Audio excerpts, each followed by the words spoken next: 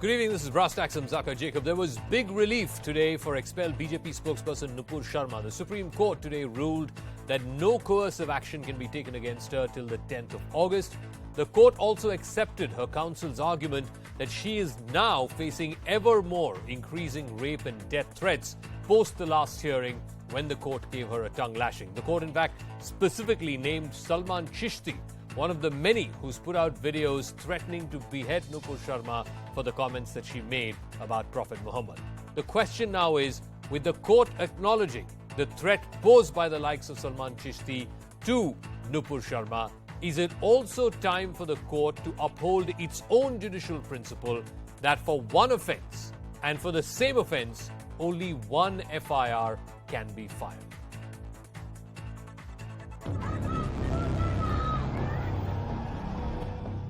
Nearly a month after her controversial remarks on Prophet Muhammad sparked a firestorm within and outside the country. Former BJP spokesperson Nupur Sharma was granted relief by the Supreme Court. She cannot be arrested in the multiple cases filed against her in different states. The court has asked various states to respond to her request to club multiple FIRs against her. It will now take up Nupur Sharma's request to club all 9 FIRs against her on the 10th of August. The respite comes after Nupur Sharma's lawyer told the Supreme Court that she was facing increasing threats to her life and had been unable to seek any other legal recourse. In fact, she claims that the threats had increased after the top court's scathing observations against her earlier this month. The very same bench had said Nupur Sharma's comments were responsible for the murder of Kanhaiya Lal, a tailor in Udaipur, who had put up social media posts in support of her. The judges had also accused Nupur Sharma of being single-handedly responsible for the unrest in India and demanded that she apologize to the nation. Those observations hold little meaning now, with the court granting Nupur Sharma interim relief. So were the threats to Nupur Sharma from the likes of Ajmer Dargah Khadim Gohar Chishti a turning point in the case? All right, joining us on the talking point this evening here on Brass Tacks, Aishwarya Mahadev is spokesperson of the Congress Party, Lieutenant General retired Sanjay Kulkarni, former DG Infantry, also one of the many people, over 100 diplomats, bureaucrats, former generals who's written to the Supreme Court because the comments last time around by the same bench were rather excessive. Abha Singh, lawyer, also joining us, and Namit Saxena, lawyer with the Supreme Court. Let me start with Aishwarya Mahadev. The court today explicitly talking about the threats that Nupur Sharma faced in the aftermath of the July 1 hearing, where the court said that after its order of July 1, various incidents, including one Salman Chishti claiming to be the Khadim of Ajmer Dargah, has circulated a video calling for the killing of the petitioner. This must stop. Has the court implicitly also acknowledged that, maybe without intention, but certainly its own comments about Nupur Sharma also perhaps played a role in the increased rape and death threats that she's facing? Good evening, Zaka. I think first and foremost, a threat against anybody's life is not something that should be condoned. However, none of this will take away from the fact that all of this arose from a statement that was made, which created such a furor nationally and internationally, and it opened up a can of worms that is so nasty. And the hate that spread in society is something that has to be looked at. Secondly, I do not think whether they said no coercive action should be taken, that is part of the legal procedure. I'm sure there are lawyers here who will also tell me if I'm on the right track when I say this is that an anticipatory bail or bail is sought because an arrest has not happened in this case yet, even though FIRs have been filed. It is the due course or the natural course for people to say no coercive action until the next hearing or until both parties have been brought together to have a hearing. To presuppose that the court saying don't take coercive action against her is a manner of saying that taking back what they said on July 1st is not a logical explanation or not an equivalent. I'm not talking about the comments the court made. In fact, one of her pleas in this petition today was to expunge those comments. The court has not taken a view on that. Maybe it might on the 10th of August, but today they haven't taken a view. I'm asking a larger question which the court raised today, and the court has also explicitly admitted that between the 1st of July, when it said what it said in the previous hearing, and today, the number of threats that Nupur Sharma is facing has metastasized. And therefore, that has become a factor for the view it took today. Zaka, I think to be very honest, a crime is a crime is a crime, and unless you're strong on the causes of crime and crime in itself, and unless you have an appropriate response through the criminal justice system, you're always going to see these fringe and vigilante elements coming out and asking for retribution for what has Okay. happened. If you look at it, if you look at the certain case of somebody else who was accused of having hurt religious sentiments and the sort of quick, swift arrest and action and police detention that has happened in that case and the lack thereof here, you realize that there is also far more scope for extra, like these vigilante justice so-called, however wrong they are, to Okay. come out and want No, to their own I think there's a fair point on, is the law being applied selectively in selective cases? But I'll come to that debate in 1 second. I want to go across to General Kulkarni. You are among the dozens of people, eminent citizens of civil society who wrote to the Supreme Court. And today, the court has also, in a sense, acknowledged that there is ever-increasing threat to her safety. No amount of security could help her. Whatever may have happened in the Supreme Court last time may have happened, but there is a real and genuine threat now. Were the comments that you had written in the letter, along with other signatories, also reflective of these new threats, or were they independent of the comments that the Supreme Court made, which you felt was unwarranted at that stage? Zaka, first and foremost, let me be honest. From day one, we've been saying that, well, whatever someone's views may be on any subject for that matter, when they're said, it must be very clearly stated that both the sides, I still maintain, both the sides are equally responsible for what happened. Just, sort of telling or taking a side of one or the other would be incorrect. And I think it was in that context that we probably felt that, well, whatever has happened, somebody instigated and somebody was responsible for the instigation. And if that be so, both are wrong and both should be said so. Having said that, I think today's order which has come, that 10th of August, and they have referred the matter to the center, the state, the High Court for the 9 FIRs in Delhi, Maharashtra, Bengal, Telangana, all. So notwithstanding that, at least there is relief till the 10th of August, and one is hopeful that, of course, now at this point of time, whatever it be so, it is wrong. And people who are there responsible, people who are there in the public space, must be careful of what they say, all the sides, everybody. And I would even say that is very important for the media also to take a cognizance of it, not for any other reason. If supposing, for instance, I'm saying something wrong, it will be so much better that if my mic is switched off. Because whatever it be, whether it was heat of the moment, instigated, whatever it be so, it is much, much better because we all are intelligent. I'm sure everybody understands that what is to be said and what is not to be said. So I want to come to the point which I think Aishwarya also referred to earlier in the program, and I want to ask Abba saying this. Abba saying, there could also be criticism that the law and certain judicial standards are being applied selectively, just as the Nupur Sharma saga we've all been witness to over the last month or so. There's also been what Mohammed Zubair's case, and many would argue that Mohammed Zubair is not getting the same kind of interim relief or protection from coercive action that Nupur Sharma has got today from the Supreme Court. There have also been multiple other instances. Ketki Chitale in Maharashtra is another example I can think of. There have been multiple FIRs filed against Leena Mani Mekalai, the filmmaker in Canada who put an obscene poster of Goddess Kali. So if the principle of no coercive action until both sides are heard and until a cognizable offence is registered, and more importantly, the cops feel that the said person is not cooperating, there can't be fear of arrest or arrest being used as a weapon, then it should apply equally in all cases. Zaka, once an FIR is registered, then the police is free to arrest you anywhere, anytime, and that is why that concept of anticipatory bail is there, and that is why people rush to the High Court for protection. But as far as clubbing of FIRs is concerned, that much right Nupur Sharma had, because it would be violating Article 20, subsection 2, because no person can be punished for the same offence twice. And if you see Arnab Goswami's case, his FIRs from different states for the same issue was clubbed, and here also those multiple FIRs. But now coming to Zubair, that he was arrested for 153A for hurting the sentiments, where Nupur Sharma has not been arrested. So I would blame the Delhi police, because we've seen the Delhi police seldom acts as per law, and I would use the dictum that as of now, it is not a rule of law, but it has become rule by law. So these policemen have their own sets of standards and they are becoming politicized. So it is necessary that if we go back again to Prakash Singh's judgment where Supreme Court said there should be police boards, we have to stop politicization of the police, be it Maharashtra, where Navneet Rana was arrested for reciting Chalisa. I mean, Hanuman Chalisa. Why was she arrested? So that is true. There are different parameters for No, but different ma'am, people's sense of isn't that justice. precisely the point, that the threat of arrest or the fear of arrest is now being used as a legitimate weapon to intimidate perhaps critics or intimidate people you may not agree with?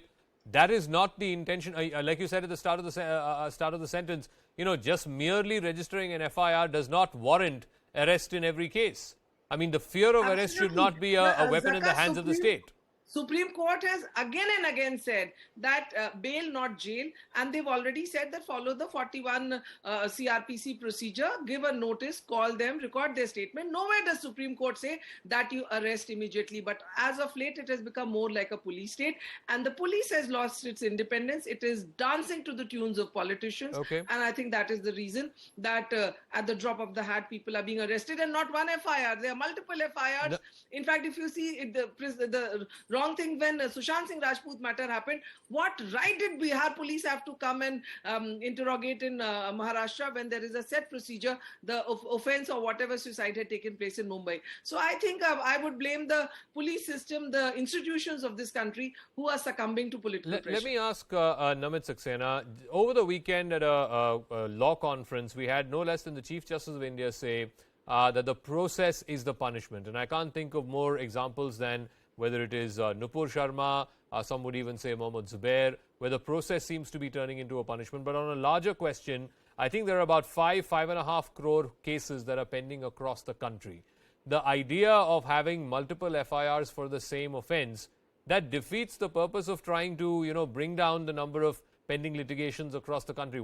And this will only contribute to the number of pending litigations across the country. So at least on that, and perhaps, and also because the court itself has said in the past that on principle in the T.T. Anthony case and other cases, that for one offense, the same offense, there should only be one FIR, there can't be multiple FIRs.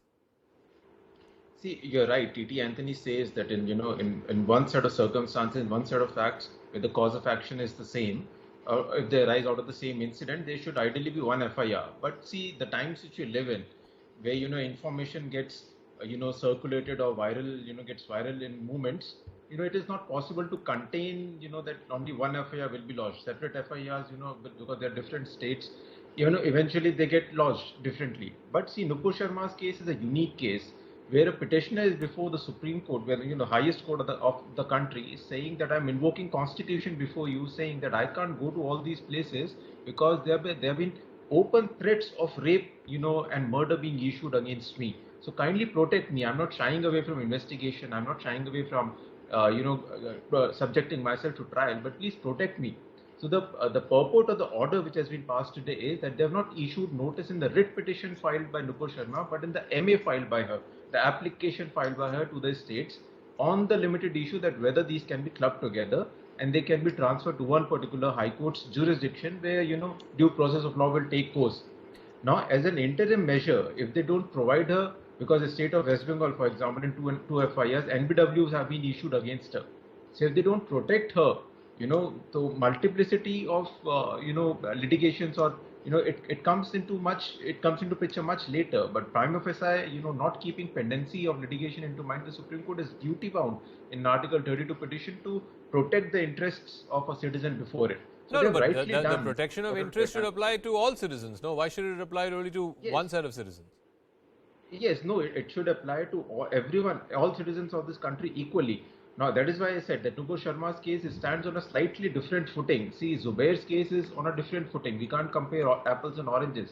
Zubair had already been, taken into custody by police of one particular state. So his case is slightly different. Nupur Sharma was not arrested by any of the state police, and she was apprehending arrest, and NBWs were issued against her.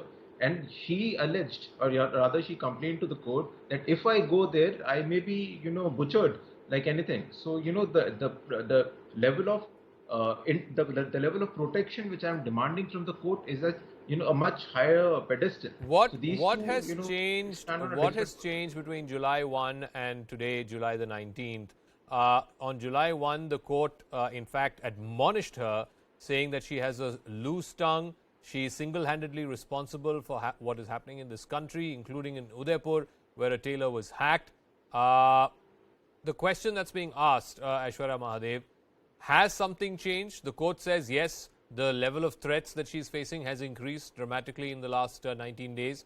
But other than that, is there anything on merit that has changed for the same petitioner who withdrew the petition before the court to approach the same court and the same bench, asking for two things: one, expunging of the remarks, and two, clubbing of all the FIRs? Zaka, if I'm not wrong, I think, she did have the privilege of having a different bench, one.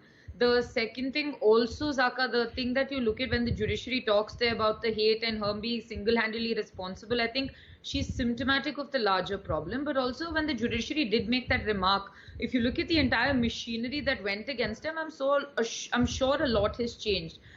In terms of how they were spoken to or what orders came in where. I'm not going to presuppose that. But Zaka, one single point, there's a lot of talk about double jeopardy. There's a lot of talk about these several FIRs being infructuous. They're causing frustration. They're causing, this protracted legal battle and whatnot. If she wants to have it clubbed, because previously the court said you go back to the original, High Court to get them to be clubbed, but forget that. If the Supreme Court allows her to club these FIRs, well and good.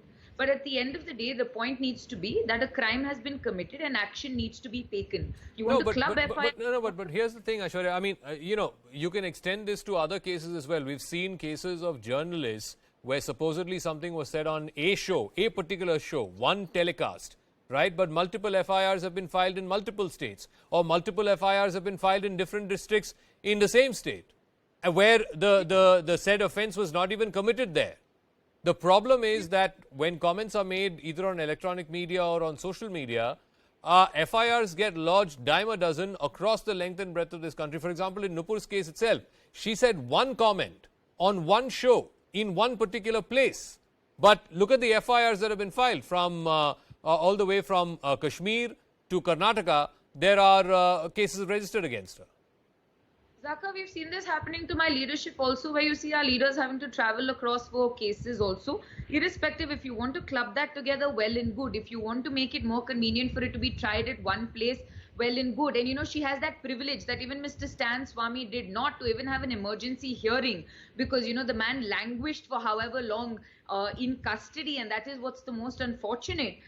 But today, if she has that privilege, yes, you want to club it, give her that, but also give her the trial that has to happen, because a crime has been committed according to the law of the land. And as much as we condone the threats against her, action must be taken, because when you do not, let me ask Abba Singh this. I keep coming back to this one. Nobody is justifying what Nupur said. Obviously, what she said was reprehensible. It was condemnable. But it was one comment in one TV show said at one place. But look at the cases that have been filed. Again, I can go back to numerous examples of journalists, television journalists, against whom, for a said comment on one particular show, there have been multiple FIRs across multiple states. This is why I keep going back to this whole fear of arrest is being weaponized by the state, or by, in this case, multiple states. Absolutely. The fear of arrest is something which is making people shudder to speak anything, even if they feel that it is right. And particularly for the journalists, that you had Sukesh Ranjan's matter, you see, he had to rush to the Supreme Court. You had people, and what is tragic, that different states, because of the ideology or of the party in the position, that they are registering FIRs, and now FIR has become a tool either to make you shut up or not to make a comment, or where, if I go again to 153 and 295, it's being used. Earlier it was 124A sedition, which was being slapped on everyone, and now it is 153 and 295. I think the courts need to say that, as we said in 498A, when false cases were being made, they said arrest will not be done without following the due process of law, without following the investigation under 41 of the CRPC. I think for this also some check needs to come in. Otherwise, you will have 10 state police coming and are chasing one person that you have said this, you've said that, and put him. And in fact, if you see Zubair, after one jail, he's going to other jail till the time the Supreme Court stepped in and said no coercive action. So what I am trying to say is that it is very important that some remedies. I would request the Prime Minister of this country, please get some law which checks these police officers, because if you have a different party in Uttar Pradesh and another party in Madhya Pradesh and then in Rajasthan, everybody is at loggerheads, because it is a political fight. It is one of not the a fight by primary law, contentions. it is a fight by politics. Yeah, one of the primary contentions was there as part of your letter and Nupur Sharma's petition today before the court, was to expunge the remarks against her, which she felt and you felt too, was uncharitable, was uncalled for. The court has not taken a view on that as of today. Are you still hopeful that the next hearing or the hearings after that, the court may decide to either whittle down those comments or maybe even expunge them totally? But those comments were General Kulkarni, please. Thank you. Zaka, it's very difficult to comment because it's entirely up to them. Because I'm sure, since they are the judges of the Supreme Court, they would have said what they've said, knowing fully well what it means.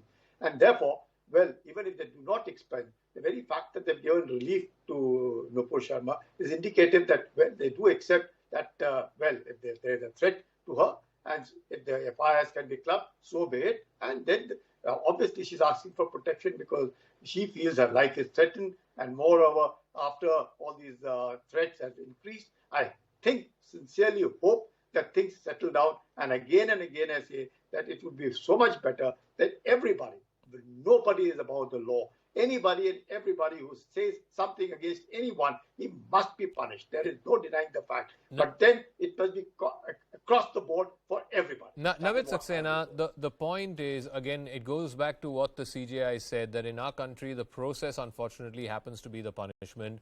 Again, for want of a better example, I'm taking the case of Zubair. He was brought to Delhi for questioning in a particular case that was pending for some time. While in Delhi, he got arrested for a tweet that he had put out back in 2018. And then subsequent to that, there have been multiple FIRs, all ranging from serious charges like money laundering and FCRA violations to, of course, promoting enmity among communities, etc. Multiple cases in multiple districts in different states. Again, it comes back to the point that I'm trying to make, that we need a new framework for a said offence against a said accused at a given point of time with the same cause of action, as it were. You cannot have different states and different agencies filing multiple FIRs. You need to have a new framework to look at this. Yeah, right. See, we need some, a comprehensive look at, what has been happening, because as Ms. Abha Singh also pointed out, subject to the ruling establishment at this state, FIRs are being lodged, favoring a particular, political ideology, etc. This needs a look, but again, as I don't think Justice Ramana, is right in saying, is completely right in saying that the process is the punishment, because rather the Supreme Court in the Katina judgment has said if something is to be done in a particular manner, it should be done in that particular manner alone or not done at all. So in the CRPC, the scheme, given to us in criminal justice administration, there is a particular process which is to be followed. If that is not followed, it gets vitiated. Like Arnesh Kumar, as Ms. Abha Singh again pointed out, in 498A or offences which are below 7 years of punishment, there is a particular scheme which is to be followed. Similarly, in such offences where including 153 or 295A, etc., we need a comprehensive relook at how to stop this, because in the digital era, a particular speech which is made viral across the country, people tend to lodge FIR subject to how the ruling establishment may favour them. So this is something which looks which All it right. demands a comprehensive relook. Okay, I'll leave it at that. So Namit let's Saxena, Abba Singh, Jen Kulkarni, and of course Aishwarya Mahadev. Many thanks for joining us. So yes, interim relief for Nupur Sharma. No coercive action to be taken against her till the 10th of August. Something maybe the court should have done in the first hearing itself. But we'll see how the story plays out. Meanwhile, our second debate tonight here on Brass Tacks, the growing rift in the Karnataka Congress, a day after Siddaramaiah hinted that 2023, next year, is going to be his last election. DK Shivkumar, his arch rival within the party, has made a fierce pitch to be the party's chief ministerial face. And this comes just weeks after both leaders met with Rahul Gandhi here in Delhi and were told to focus on collective leadership.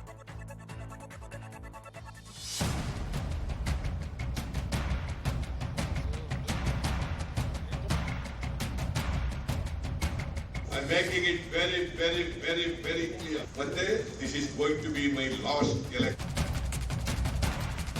ನಮ್ಮ ಸಮುದಾಯದವರಿಗೆ ಹೇಳಿದ್ರೆ ಒಂದು ಹಂತದವರೆಗೂ ತಲುಪಿದ್ದೀರಿ. CM ಮಾಡೋದು ಯಾವಾಗ ಕಾಂಗ್ರೆಸ್ ಅಧಿಕಾರಕ್ಕೆ ಬಂದಾಗ.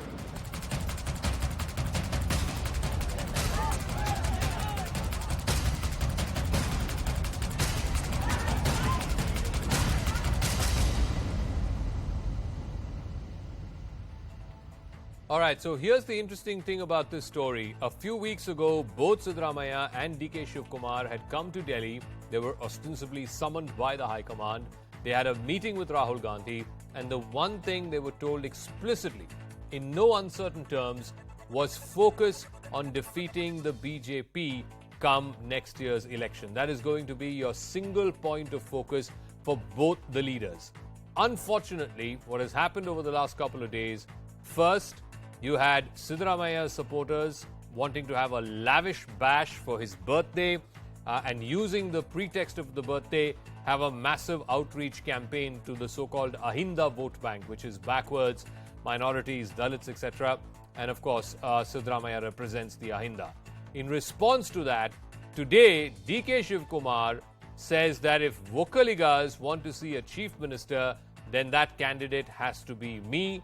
I am not a sannyasi. Dr. Sameer Kagalkar is Karnataka BJP spokesperson, Nagaraju Yadav, Karnataka Congress spokesperson, and Rashid Kidwai, senior journalist, will be joining us. Dr. Sameer Kagalkar, the question that I asked at the top of the show, what then happens if these two gentlemen, Mr. Siddaramaiah and Mr.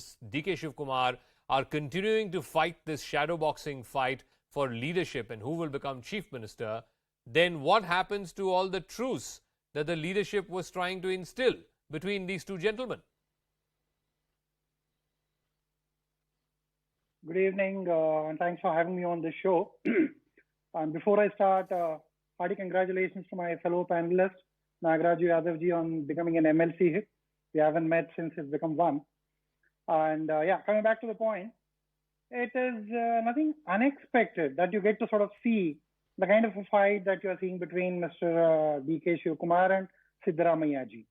For once, if you take a step back and try to understand their leadership style, their achievements, their political journey, you get to see it's a massive, massive difference between a very tall leader like Siddaramaiah. I mean, irrespective of whichever party he is in, give it to him that he has come from absolute humble background, studied on his own, become a lawyer, got into the political movement through the anti-emergency Janata Parivar mode, hardcore anti-Congressy. He would abuse the entire Congress leadership, left, right, and center. He took pangas with the Janata Dal and came out of it and went into Congress after abusing them and still had the guts to say that I'll become the chief minister and became so he did. Compare him with someone like DK Shivkumar, who's no match for him. He could not even become a cabinet minister in Siddaramaiah's government. He had to literally cry and shuttle between Delhi and Bangalore to become a cabinet minister at some point in time.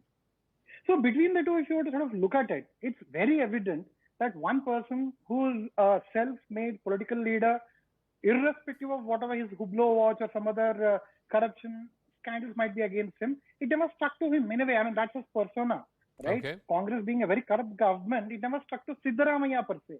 But that's not the case with, let's say, DK Shivkumar.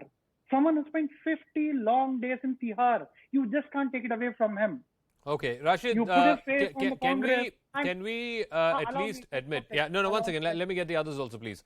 Rashid Kidwai, can we at least admit that Siddaramaiah, by virtue of being former Chief Minister and perhaps having greater connect with the voters, I hate to use this phrase in politics, but perhaps has first rights over the Chief Minister's post, certainly in terms of stature, as our BJP guest was just saying a moment ago. In terms of stature, he doesn't seem to be much of a match to Siddaramaiah. Yes, Zaka, I think this is a real problem, perennial problem with the Congress, that they are not able to project a face, and in most states where Congress has a reasonable good chance to perform well, it always ends up with being, a tussle between two factions or three contenders, etc. And that's where I think Delhi, that being central leadership, is extremely weak. It just wants to work, very kind of loosely knit, some kind of peace formula where it says that it will accommodate concerns of both parties.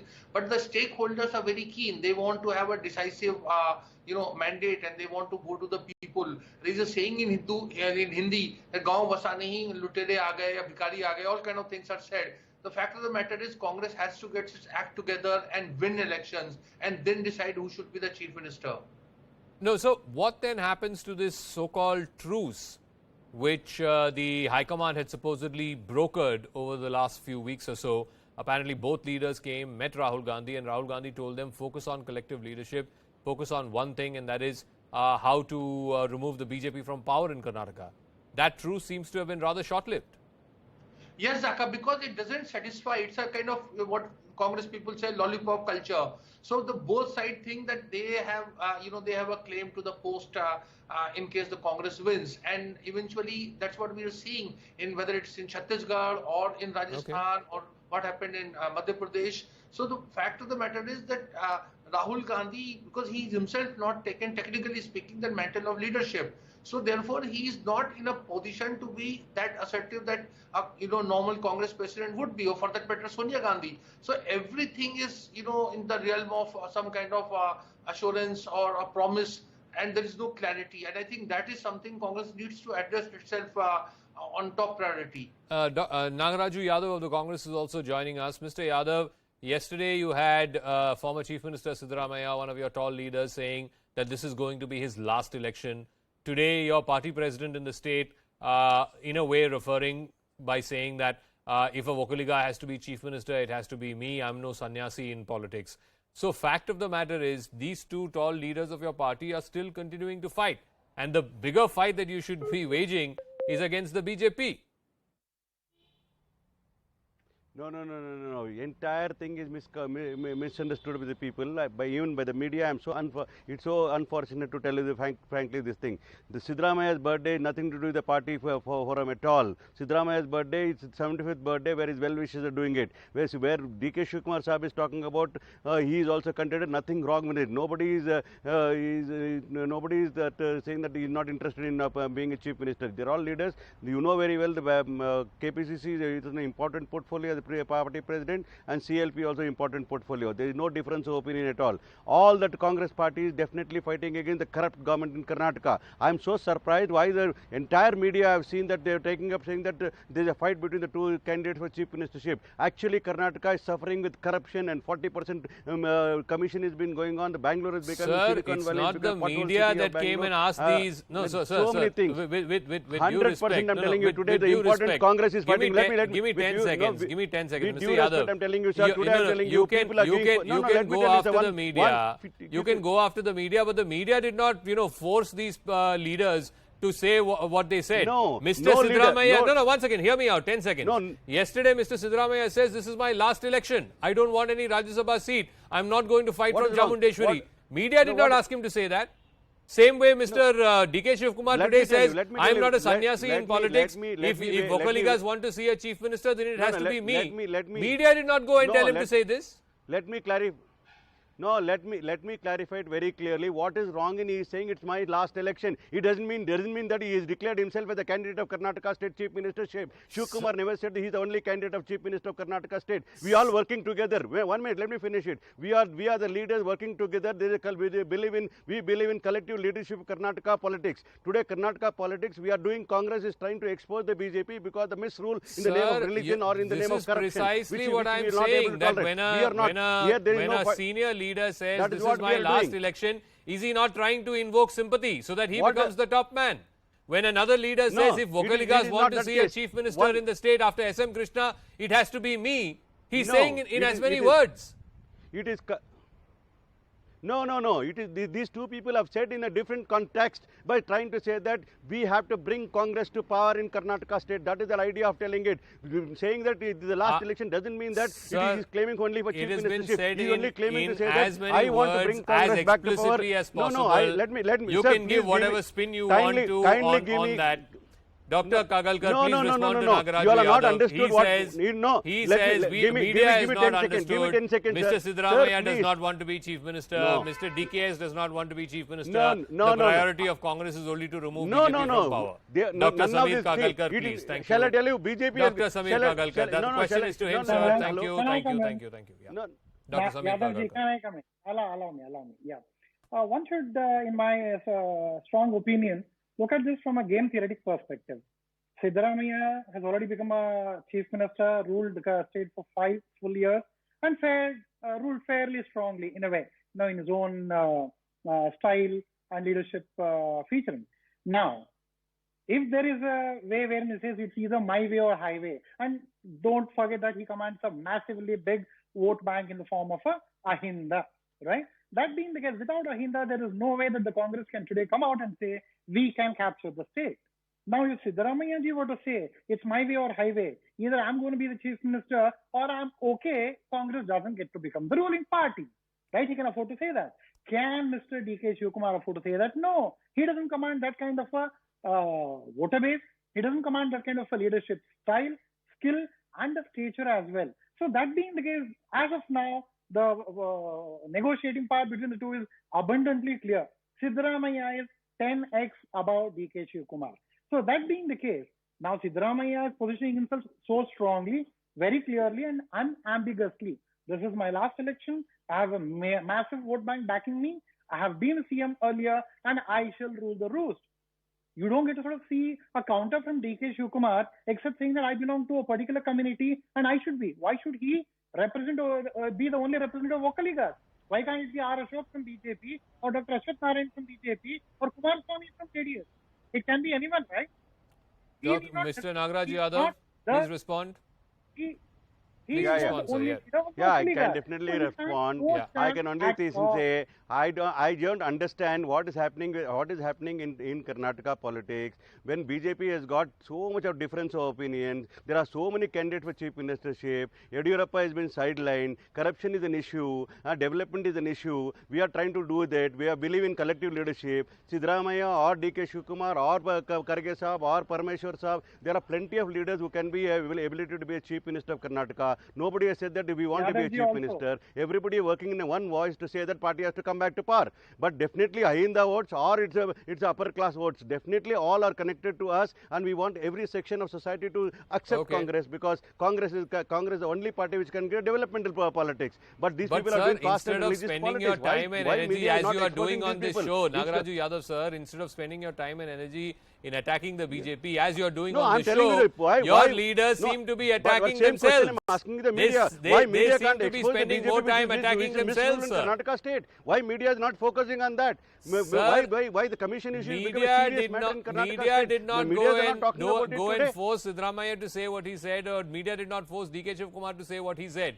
Point is, as much energy as you are spending attacking the BJP on this show, that is what they need to be doing, spending time and energy on, attacking the BJP, not attacking themselves. No. Very clearly said, please give me 10 seconds of time. Mr. Siddaramaiah or D.K. Shivkumar or Kharge Sahab or Parameshwar or H.K. Patil, all are having contender to become the chief minister. No doubt about it. They are not sannyasis, as we said, is very right.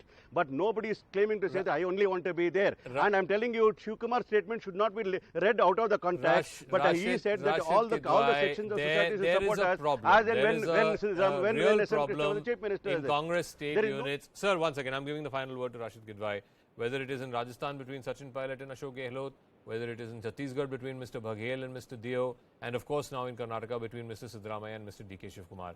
Either the Congress party is happy promoting this dual leadership as Indira Gandhi used to do at one point of time, or they simply have no way of fixing these regional satraps from avoiding, playing these power games, at least publicly, which is what seems to be happening in all of these states?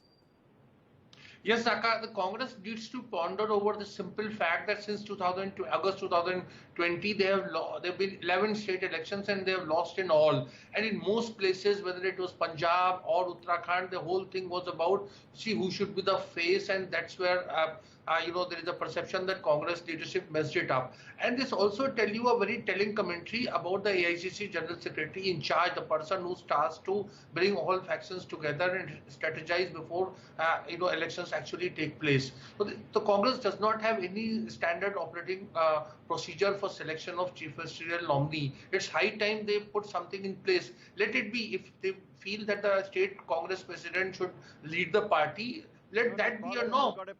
They will take the opinion of all the elected MLAs. No, sir, that is after the election. Who are you going to project as the face? Do you have an SOP for that? You don't. That is the fact of the matter. We don't have a practice of in Karnataka. Okay. No, we don't have a practice of projecting a person as a because elections have changed so much across Congress India that people are voting for a face. I'm sorry to break this news to you, Yadav Saab, that elections have so changed in India that people are today voting for a face, and a face matters. Anyway, we'll leave it at that. Thank you very much to all our guests, Dr. Kagalkar, Mr. Yadav, and of course, Rashid Kidwai for joining us. I'm going to take a quick break here on the program. When we come back, a massive heat wave is taking over Europe as the United Kingdom records its highest temperature ever in history. Details when Brass Tack Superfast returns.